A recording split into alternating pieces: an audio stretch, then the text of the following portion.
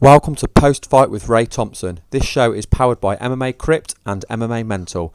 For more interviews and podcasts, please subscribe to our YouTube channels, MMA Crypt and MMA Mental. You can also follow MMA Crypt on Facebook and Twitter. It's at MMA Crypt on Twitter and MMA Crypt on Facebook. To follow me, it's at MMA Mental on Twitter and Ray Thompson on Facebook. I'm now joined by Charles Rosa, who lost in the fight of the night performance against UFC veteran Dennis Siver at UFC Fight Night in Sweden. Charles, thank you very much for joining me. Hey, what's up, man? Thanks for having me. My pleasure. Now, let's talk a little bit about the build-up. Now, you took the fight on a week's notice. Who approached you about taking the fight? Yeah, it's funny. They say a week's notice, but it was actually 5 days' notice. I found out on a Sunday night, I fought on Saturday, so it was actually, basically five days notice, so it was less than that. But it was my manager, I let him make those decisions for me. I was on my way to Holland. I trained at Majiro Gym in Friesland. It's one of the best kickboxing gyms on the planet with Stefan Berkenpass, one of the head trainer. And I go up here to work my stand-up, with the Dutch kickboxers. The guys are amazing up here. It's a whole different level. So whenever I get a chance, I come up here. And just coincidentally, the second I landed is when once I arrived on Sunday, I went to a kickboxing show. The guys picked me up at the airport, went to the kickboxing show, get to the kickboxing show, and they go, "Hey, to training command, you're going to Sweden." I go, "Going to Sweden for what?" They go, "You're fighting in the UFC, congratulations." And so everybody knew before me. And, because I allowed Charles to make those decisions for me because I trust him. He's been my coach since day one, my friend, my mentor. So, that's how I found out. It was pretty wild, so... Yeah, I spoke to your dad in the hotel lobby on Saturday after the fight, and he told me that you lost 30 pounds on fight week. Is that true? Yeah, that's true. From when I found out about the fight, I was 173 pounds on Sunday when I landed from the plane. Luckily, I didn't eat on the plane. I don't know why. I just didn't like the food that they gave me, so I didn't eat it. So that definitely helped. And when I landed on Sunday, that afternoon, instantly I just kind of started drinking water right away. It was the first thing I did Sunday afternoon. I arrived on Tuesday in Stockholm, Sweden, at 165.5 pounds, so I lost about 8 pounds from Sunday to Tuesday, and then Tuesday to Friday with the weigh-ins, I lost 20 pounds in 3 days, so it was one of the toughest things I've ever done in my life, and I barely made the weight. I was like 0.1 over, and I couldn't get it off, and luckily, I made the weight on the scale when the time came. That's absolutely amazing. I was going to ask you, how hard was it to lose that weight? It was like I said, it was the hardest thing I've ever done. There's not any one thing in that short amount of time that I've done that's been that difficult. It was torture. It really was. It was hell. It was. I just did everything that we got a professional to come in and help, and he told me what to do. And it was really hard, and the night before the weigh-ins, I wasn't able to drink anything, and I was already dehydrated. I was really thirsty, and it was torture. It was one of the hardest nights of sleep I ever had in my life. I didn't sleep really the night before the weigh-ins, so I was so thirsty, and then I woke up still having to cut 7 pounds after already being dehydrated. So, like I said, I made it happen. Because I think, I was so excited about the UFC fight, so excited about everything I really think everything is with your mind. Like, my mind is what helped me be able to cut those pounds. I don't think, like, a normal person would be able to do it unless they were as excited and determined as I was at the time. I was so excited about this UFC fight. I've been training for it for the last 6 years every single day, and this was my moment. So when the time came, I did everything I could possibly do, and I did it, and I made the weight. You absolutely did. Now, what was the UFC Fight Week like in Sweden, or from when you joined Sweden, when you got to Sweden? It was really cool. I've actually been a part of the Fight Week stuff before, because I was before I turned like professional fighting. I was cooking. I was a chef. I'm also a chef. Before I went to culinary school and stuff like that. So I'm a chef and a nutritionist, and I had the opportunity when I was fighting amateur to go when Rory McDonald fought BJ Penn, I was a personal chef for that fight, so I was able to like see the entire fight week, hang out with him and Faraz, and go through Seattle. We stayed at the Grand Hyatt. I was able to have access to the kitchen. I prepared all his meals. BJ Penn, so like I had the idea, and I watched the fight week, and I also cornered my friend Walt Big Ticket Harris, heavyweight in the UFC. And I cornered him, so I've seen the fight week, I've seen how it goes at the interview, so it wasn't like a complete surprise. I was a little bit adjusted to it, and I knew what to expect and stuff, but it happened so fast that I just went with the flow. It's a lot easier having a manager like Charles McCarthy, someone that I trust, kind of just tell me what to do. And I had Mike Brown with me, my coach from American Top Team, and he's been through the game, former world champion, and I just kind of having him with me really made things easier, having them two with me. Absolutely. I mean, they're both guys that have been there and done it in the UFC as well. Of course, Charles McCarthy's been in the UFC a long time ago as well, so they've certainly got the experience, haven't they? Yeah, it definitely helps having the experienced people. You just kind of follow the blueprint that they set, and you just do what they say, and it's always right, because I mean that's what they're there for. How did you feel going into the fight after such a huge weight cut? I was real nervous about that. I still didn't feel right until I woke up. Like when I went to bed, I was really nervous. I said, "Man, I really hope I feel better." Like I still feel. I just didn't feel right. I kind of felt sick almost to my stomach. I just didn't know what was wrong with me. I was getting nervous, and I'm like, well, I'm fighting no matter what happens. Either way, I don't care how sick I feel. But I woke up in the morning, and I said my prayers before bed, and I woke up, and I felt amazing. So everything worked out. I'm really grateful for that. And I mean, I felt amazing. The fight day came. I felt perfect, just like I was supposed to feel. And warming up and everything, it went smooth. So I'm going to talk to you a little bit about the fight now. I've picked some points out from the fight. Now, in the first round, there were some really good exchanges on the feet. We know, obviously, Dennis Siver, that's what he's known for, is stand-up fighting. How comfortable did you feel on the feet with Dennis Siver? I felt very comfortable. I've been working. I've had the opportunity to work with Stephen Wonderboy Thompson. He's one of the best strikers in the UFC right now, if not the best. I've got to go train with him in South Carolina at Upstate Karate with him and his dad Ray, and I really got to develop that southpaw style. That's where he saw like the karate style I was using, and I've been using that, and it's very effective for me. And then with the other thing, when I go back to a regular stance, that's why I've been in Holland. I go to Majiro Gym and train with Stefan Birkenpass, and they're the Dutch kickboxing. These guys are a different level out here, and I mean I've seen with my own eyes the level here is I mean I'm just an average fighter at this gym. I mean I'm actually here right now. I'm sleeping at the gym right now, and I'd say I'm just a average B class fighter. There's a whole other class above me, and and that's where I've developed this game, and I'm gonna continue to get better. But yeah, I mean, I felt very comfortable against Dennis. I was moving, I was in and out. I was seeing his punches coming, so even when I was getting hit, they weren't connecting clean because I was seeing them come, and I mean, I felt amazing. I thought I was winning the stand-up fight. I mean, even when I watched the fight like 10 times since then, and I felt like I was winning the stand-up. He actually took me down in the first round. I wasn't even expecting it. Everyone said, oh yeah, he's a stand-up guy, so I didn't even expect him to try to shoot on me. So when he shot at me and took me down, I was so like, it wasn't even something I even thought about in my game plan. I didn't think, I mean, obviously it's an MMA fight, so you have to think like, yeah, the guy could take you down, but I didn't even think of it. It happened, and then I noticed he took me down because I was winning the exchanges.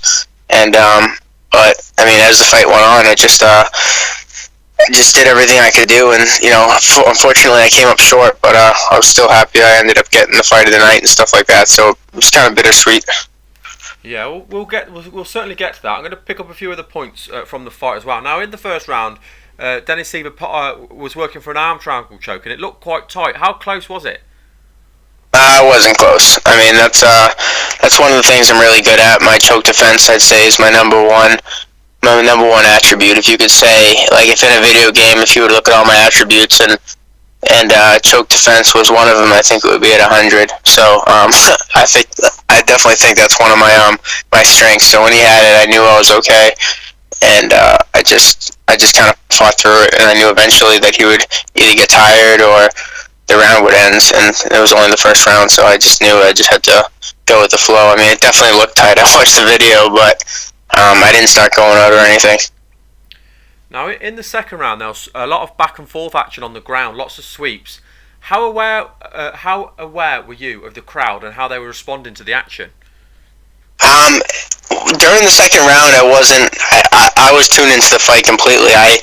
The crowd didn't really affect much of how I was doing. I was so in the fight and in the mode that I literally just felt like I was in the training room. I just was doing everything I could go for. I was fighting for my life.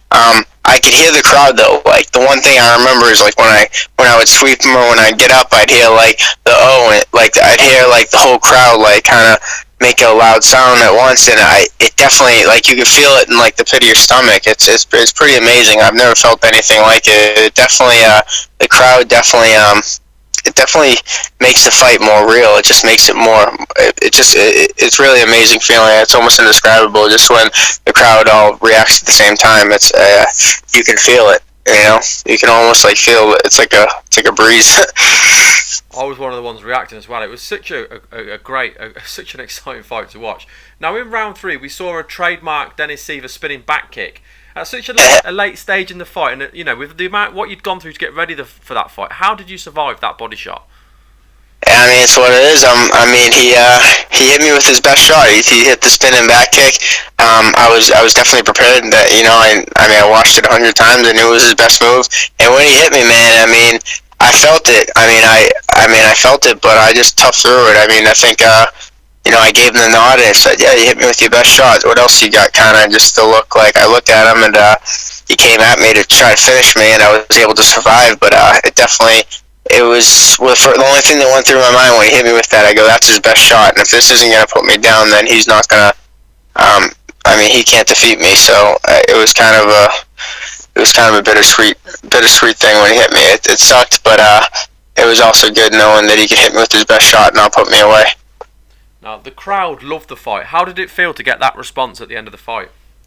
That was the best thing for me, because I was really disappointed I lost. I mean, I went in there to win. I was undefeated. Took a lot of pride in being undefeated, and that's, you know, I went in there to win. And I remember, I definitely heard the standing ovation in the crowd when I won, but it was just tough for me. I wasn't really too happy about the whole thing until, you know, when I went and talked to my parents after, you know, right after the fight, like.